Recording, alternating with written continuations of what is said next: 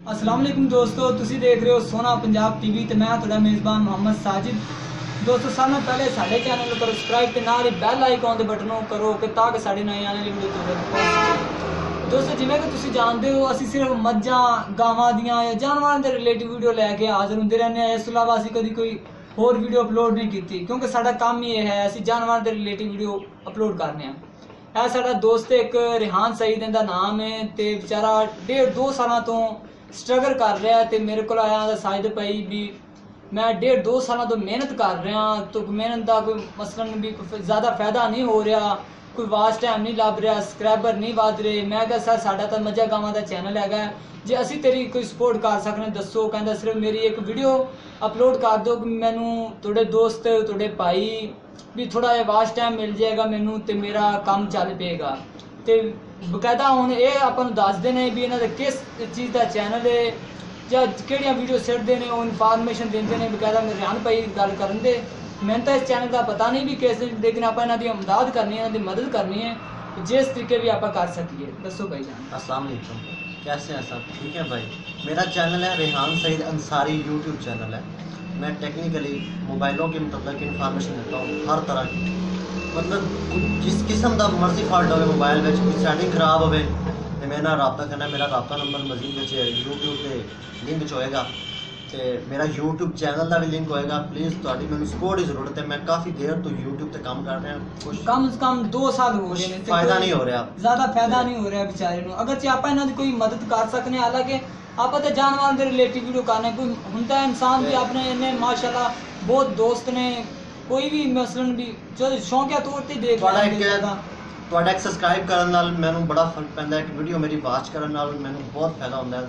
ਤੇ ਮੇਰੀ ਰਿਕੁਐਸਟ ਹੈ ਸਭ ਨੂੰ, ਕਿੰਨੇ ਮੇਰੀ ਵੀਡੀਓ ਨੂੰ ਦੇਖ ਰਹੇ ਨੇ ਉਹਨੂੰ ਮੇਰੀ ਰਿਕੁਐਸਟ ਹੈ ਕਿ ਮੇਰੇ ਚੈਨਲ ਨੂੰ ਸਬਸਕ੍ਰਾਈਬ ਕਰੋ, ਲਾਈਕ ਕਰੋ, ਜ਼ਰੂਰ ਲਾਈਕ ਕਰੋ, ਕਿਉਂਕਿ ਮੈਨੂੰ ਤੁਹਾਡੀ ਬਹੁਤ ਜ਼ਰੂਰਤ ਸਪੋਰਟ ਦੀ। रिहान भाई पहले तो तुसी सानू ये दसो भी अगर जे एक मोबाइल है अपना खराब हो गया या बंद हो गया है, भी मसलन अक्सर मोबाइल होंदे ने हैक हो जाते हैं, मसलन हैंग हो जाते हैं, 100 मसला मसाइल बन जाता है। मोबाइल हैंग होने के 2 वजूहात होंदे ने, एक तो उहदा सॉफ्टवेयर स्लो होंदा है, दूसरा उहदे विच इंटरनेट की सपोर्ट कम होंदी है, उहदे नाल बहुत ज़्यादा होंदा है। कोई भी चीज़ तुसी बोझ पाओगे तो बहुत स्लो चलेगा, कोई चीज़ ना भी होवे तो फिर सॉफ्टवेयर खराब होंदा, ये हाल है। ते अक्सर मोबाइलों दियां भी मसलन टच मोबाइल ज़्यादा लोग टच मोबाइल इस्तेमाल करते हैं, तो सानूं पहले तुसीं ये दसो टच मोबाइल अक्सर खराब हो जाते हैं, मसलन भी इन्हां दी LCD ज़्यादा सड़ जाती, मसलन माड़ा कोई ठोकर लग जाए, इनका की मसलन आपां नूं इहदे वास्ते बचाने वास्ते की ज़्यादा इस्तेमाल करना चाहिए आपां नूं? मतलब टच मोबाइल एक बहुत आम चीज़ होगी हर बंदे वास्ते, ਉਹਨੂੰ ਇਸਤੇਮਾਲ ਕਰਨਾ ਇੱਕ ਆਮ ਬੰਦੇ ਦਾ ਹਰ ਆਮ ਹੋ ਗਿਆ, ਆਮ ਹਰ ਬੰਦੇ ਵਾਸਤੇ।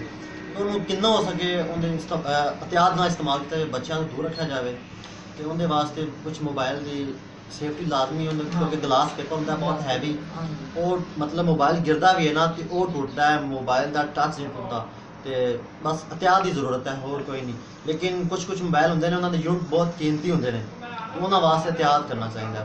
मैं इसमें ही कहूँगा दोस्तों ए अपने जेड़े रिहान भाई ने मोबाइल दी जेड़ा टच मोबाइल है, छोटा मोबाइल है, मोबाइल हर मॉडल दा मोबाइल दे मतलब हां जी सेटिंग खराब होवे, हर चीज दी सेटिंग कर दे, मोबाइल दी सेटिंग, कोई इंटरनेट ऐप दी जरूरत होवे, आपा ना मिल रहा होवे YouTube तो किसी भी कछु ना मिल रहा होवे, आपा नु कांटेक्ट करना, WhatsApp नंबर देंगे, मैं तुहानू WhatsApp का मतलब लिंक दे देंगे हर चीज़ का, तो तुम बासानी डाउनलोडिंग कर सकते हो, किसी भी चीज़ का किसी भी ऐप की जरूरत हो तो मैंने तुम रब्ता कर सकते हो। मेरे प्यारे दोस्तों आप इन्हां दी ये मेरे रिहान भाई दी हर कीमत से जिन्नी को आप इनकी मदद कर सकते हैं, सब्सक्राइब कर सकते हैं या इनू वाच टाइम दे सकते हैं, आप इनू लाजमी देना है यार, सब्सक्राइब जरूर करना यार। अपने दोस्त के भाई बेचारा मजबूरी लैके आया है तो अब मुसलमान भाइयां अपना हक बनता है इन्हां दी कोई थोड़ी मदद करिए, तो मेहरबानी करके इन्हू सब्सक्राइब करो तो इन्हू वाच करो, प्लीज़ प्लीज़